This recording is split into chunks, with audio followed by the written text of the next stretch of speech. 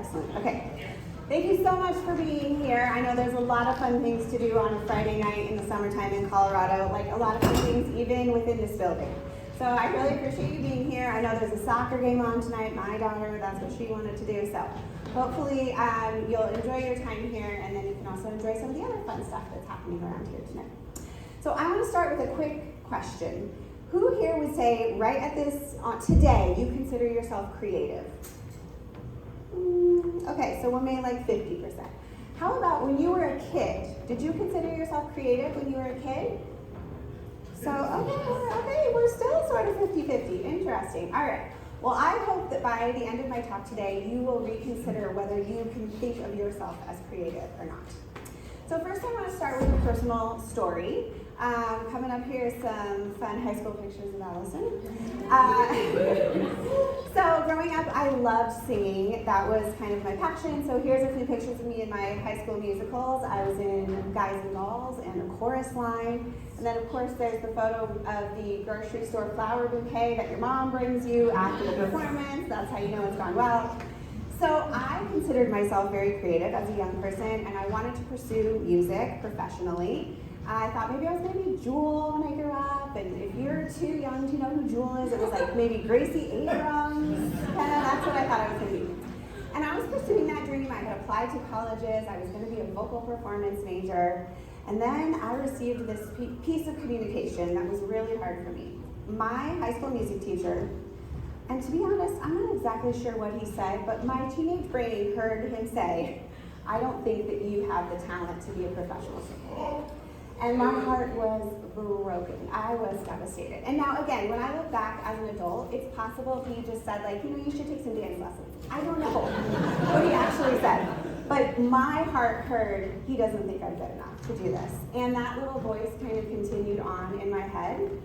And I did start college as a music major, but I eventually kept hearing that little voice in the back of my head saying, you're not good enough, you're not good enough. And slowly, I kind of gave up creativity professionally. And so I became an English major, and then I worked in a bunch of fields, but I went to graduate school a few years ago and started studying communication because I've worked across a lot of industries. I've worked in everything from radio to leadership development. I have a former colleague here tonight. And what I saw is that communication was the key thing that made organizations succeed or struggle. So that was why I wanted to study communication. But when I got there, I realized I had the opportunity to find something that was my own passion, and I was like, oh yeah, remember that creativity thing that I really loved? So I studied creativity and communication and kind of how they can affect each other, how they affect the motivation to be creative, because I had had this difficult experience where suddenly my creativity was changed by a piece of communication. So I did this original research. I worked with an advertising agency here in Colorado Springs. I was able to present my research at the National Communication Association in 2022 at their conference. So I'm going to give you the fun Nerd Night version of that presentation tonight. All right, so creativity and communication. Let's talk about what are we going to hear about for the next few minutes. First, we're going to talk about why we should value creativity as a society and as individuals. Then we're going to define creativity. Even though it's a word it seems like we all know, I want to talk through and make sure we're all on the same page. Then I want to talk about what it's like to do creative work. What does that actually feel like? And then we'll finally get to that crossover piece of communication and creativity. And then we'll do a little so what, now what. So you'll have a little something to put in your pocket and take away, hopefully, after I'm finished talking. So let's get started on why we should value creativity.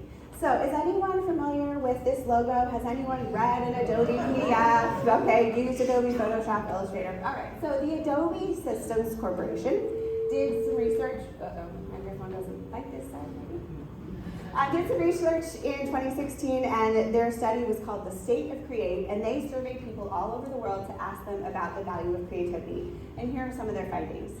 82% of respondents said that creativity is valuable to society. 84% said it makes people better workers. 86% said it makes people better leaders. And 88% of businesses who said if they invest in creativity, it makes their employees happier and more productive. So we've kind of got a business case here for why creativity can be valuable. Well, but what about just the human piece, right? Jenny did a great job of kind of priming us to think about the importance of connection. So as Jenny mentioned, we are a tribal species, right? We need to get together to succeed. Allison versus Tiger in the jungle is not gonna go so good. I need a tribe to help me stay safe, right? And as human beings, we are just evolutionarily, we want to be working in groups, and creativity is something that helps us gather, right? Whether that be here tonight for Nerd Night, listening to a concert, watching a show, going to an art gallery, creativity is something that brings us together and helps us to gather. And creativity is something that helps us pass on human knowledge. So before we all had iPhones in our pocket that could answer any question at any time, there was a time when we needed another way to pass on human knowledge. And so we would gather around the campfire at night and sing songs and tell stories, and that was a way that human knowledge could be passed forward. So these are some kind of more societal reasons why I think creativity is important. Okay, so creativity can increase happiness, can increase productivity, can increase community, and if you combine all those things, I think it means you can increase your impact.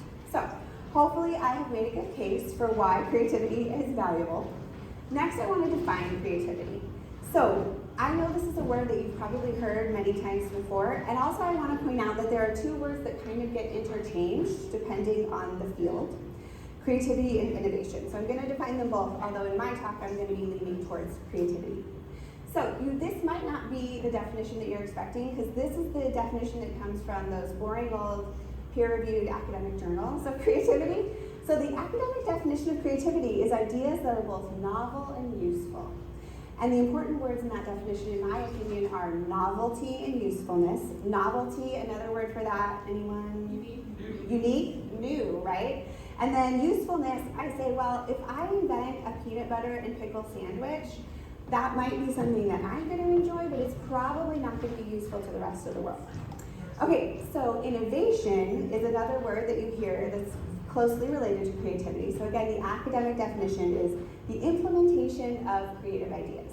So they're kind of on a continuum of the same process, right? This is kind of more about the idea generation, and innovation can sometimes be more about the execution of the ideas.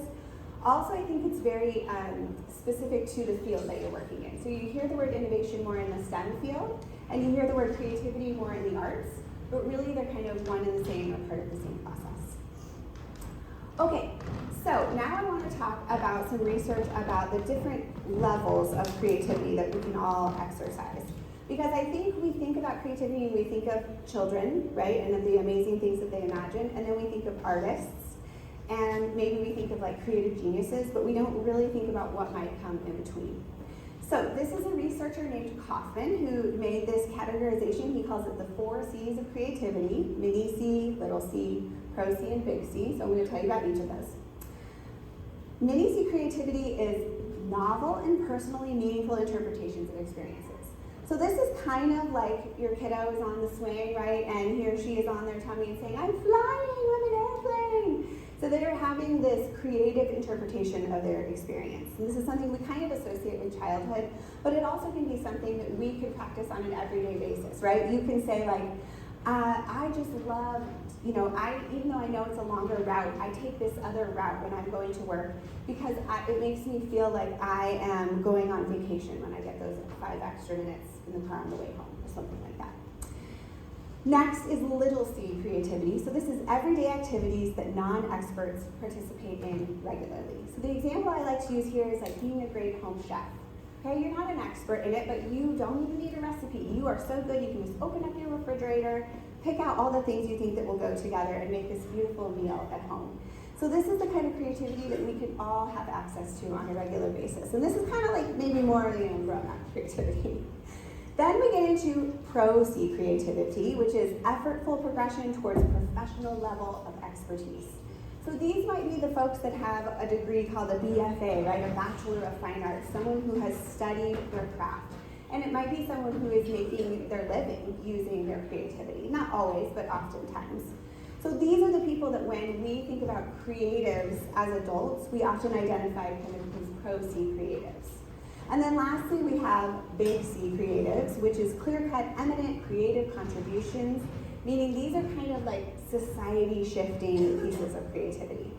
These, I believe, is like a little bit unteachable. I think there's some alchemy here, right? You know, these are kind of where Calvin's talk is going to talk a little bit about this, where the environment is perfect and you have a little bit of luck and you have a great idea and the technology comes together and all these things. That is big C creativity, where kind of creative geniuses make their moves. But what I want you to understand is there is so much room in this spectrum for creativity. And we just talked about how it can increase your happiness and your productivity and make you a better leader. So it's well worth investing in and thinking about your own creativity outside of just, you know, can I imagine that my car is an airplane and can I be a professional artist? There are other ways to still be creative. All right, so now that we know a little bit about what is creativity, why we're making a good case for it, let's talk a little bit about what it's like to do creative work. So there are two big concepts that are important to understand when we think about creative work. They are the objective versus subjective way that we measure success in work, and then extrinsic versus intrinsic motivation for what makes us motivated to do our work. So let's look at each of those a little bit more carefully. So first, the objective versus subjective. Oh, I'm gonna see that again. Okay, so objective means when we can have a measurable success, right? Or we know when something is right or wrong. Objective is 2 + 2 = 4. I was talking to a friend today who's a lawyer, and she was talking to me about this because she was asking what my talk was about, and we were saying, like, you know, being a trial lawyer is pretty objective. You know whether you won the case or not. And of course, I understand there's nuance there, but it's fairly measurable. Creative work is subjective. We don't know in advance what success is going to look like. 2 ideas + 2 ideas does not necessarily equal 4 ideas. It might equal 1 new great idea. So this is an important concept. Now, when we think about work that is subjective, what it means is you get to make lots of choices, okay? And each one of those choices, there's no right or wrong answer. If I'm gonna decide I'm gonna make a beautiful painting of our wonderful mountain landscape here in Colorado, I get to make choice after choice. I get to decide, is it going to be a realistic painting or an abstract painting? Is it going to be, am I going to paint the sky a bright, bright blue or a pale blue? I just get to make choice after choice. And I'm really attached to those choices as the person who's doing the creating, because there was no right answer. So I just picked something that felt good to me, right? It's kind of an expression of my heart and soul. So when we start communicating about something that's an expression of someone's heart and soul, that can be a little bit sensitive. All right, so that was the objective versus subjective piece. Now let's talk about intrinsic and extrinsic motivation. Extrinsic motivation is about external rewards, doing something for money, doing something for a title, for a trophy. Intrinsic motivation is about doing something for self-satisfaction. So all the research says that creativity is almost completely motivated by intrinsic motivation. So let's look a little bit more carefully at what is intrinsic motivation. Intrinsic motivation means you do it for fun, for enjoyment, for satisfaction. You would often hear artistic people say, like, I would do it even if I wasn't getting paid. They would like to get paid, but it's something that they feel so passionate about, they would do it anyway. It fulfills your curiosity or a dream that you've had. You want to experience something new. You like how you feel when you're doing it or after you do it. So that is an important distinction between intrinsic and extrinsic. It's fundamentally, like, creativity should be fun. That is kind of a takeaway. All right, so now that we know all that about creative work, let's think about what it is like. What is the experience, the profile of the person doing creative work? So first of all, they need freedom, right? They need freedom to make all of those choices. Research says that if you can give folks more freedom, their creativity will increase. Their choice, the fact that they do have all these choices, means they're going to have a strong emotional connection to their work. And lastly, therefore, they're going to be sensitive to communicating about their creativity, right? It's going to have heightened sensitivity. Okay, so up to this point, we've been talking about creativity as if it was something that we all got to do by ourselves. But the truth is that, like most work in this world, creative work is so very often done in collaboration with others, right? And therefore, that means there's going to have to be communication. So that puts us in a bit of a conundrum. I call it the creative collaborators conundrum, because you have some kind of fundamental tensions because of the things we talked about. So because the work is subjective, and yet collaborators kind of have to have a common vision, right? We don't know what the result is going to be, and we all have to kind of agree where we're headed. Creators are sensitive to receiving feedback, and yet feedback is one of the only tools the collaborators have to help hone the work to get it closer and closer to the goal. And lastly, creativity is intrinsically motivated, as we said, and yet communication is this kind of external factor that kind of mucks with that intrinsic motivation. Okay, so we have finally gotten to the point where we're going to cross over these two favorite topics of mine, communication and creativity. So thanks for hanging in there with me. So, communication, probably the most important thing. If you remember nothing else from my talk tonight, I want you to remember to protect intrinsic motivation when you are trying to increase your own or other people's creativity. So again, remember, intrinsic motivation is about having fun, about doing it for your self-satisfaction, to fulfill your curiosity, or to fulfill a dream. So, since we know that, because we know receiving feedback on creative work is sensitive, suggestion is give special attention to this communication. Recognize as you go into the communication, like, oh, this is going to be a little more emotional than me just saying, like, hey, I noticed a math error here on your spreadsheet, right? That doesn't feel the same as saying, like, I just don't like that blue you chose for the sky. Oh, that might wound the person who has made that choice, because they chose it for a reason. Nextly, because we know that that creative work is highly subjective, I suggest that instead of spending time at the beginning of a project when you are collaborating on something creative on goal setting, which again, tons of research saying setting goals, very good, very important. However, in creativity, what's the goal? It's very hard to say, right? Because it's subjective and we don't know what the end result is going to look like. So instead, I suggest setting a vision. And what that might look like is saying, like, hey, we are putting this video together and we agree as a team that our favorite video we've ever seen is, the Lady Gaga video of blah, blah, blah, when she did Telephone or something. And so we'll say, okay, we agree that's our favorite. Well, of course, we're not trying to recreate that, but we want to have some of the similar elements. We like how it was in black and white. We like how there was some intro before they got into the music, for example. So then later when you're communicating about your progress on the work, instead of just saying, I don't like this and you don't know why, you can say, like, remember we agreed we were going for X, and how close are we getting to that vision that we have set together? And then high autonomy, so that means freedom, right? Because we know that creativity is increased by freedom. We want to, when we're working with creative folks, we can agree on what we're gonna do, right? We're all making a video, but hopefully we can give as much freedom as possible on how to do it. As much as you can, try to give freedom on the process. Okay, so now I want to leave you with a few takeaways, the so what, now what, after hearing all this about creativity and communication. So first of all, I want you to give yourself permission and credit for being creative. I would love it if you considered my talk, and maybe tomorrow morning, if I were to ask you this question again, do you consider yourself creative? Maybe you would change your mind, right? Maybe if you didn't raise your hand earlier tonight, you would consider doing that. So recognize that you could be creatively thinking, you could be doing little activities that are creative in your everyday life, and those things have a lot of value. They can increase your happiness and productivity. I want to, again, remind you that intrinsic motivation, doing something for joy and fun and satisfaction, is super important when it comes to creativity. So sometimes that can mean, like, maybe you had this dream that you wanted to publish a poem in a magazine, and then you realize, like, actually, I just want to write the poem, right? That is the thing that really is giving me the joy, is writing the poem and maybe sharing it at the poetry versus storytelling night.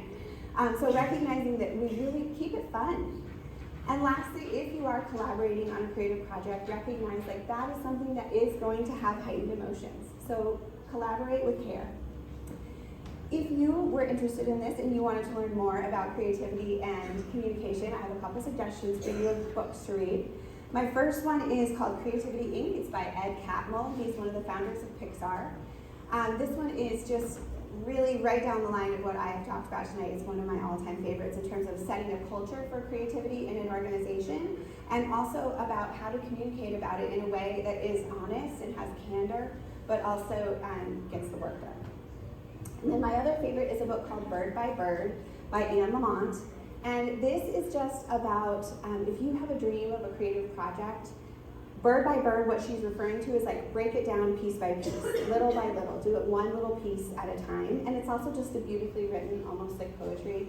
So it's both an enjoyable book and it's kind of motivational if you're interested in doing something creative about kind of making it more approachable. All right, so I want to, during the break, after I'm finished talking, I would love for you to chat with your neighbors about what you might want to create. If there's a project or a passion that you have left behind that you might be inspired to continue. I do want to say on a personal note, I'm really thrilled to be singing again. I am participating in the beer choir.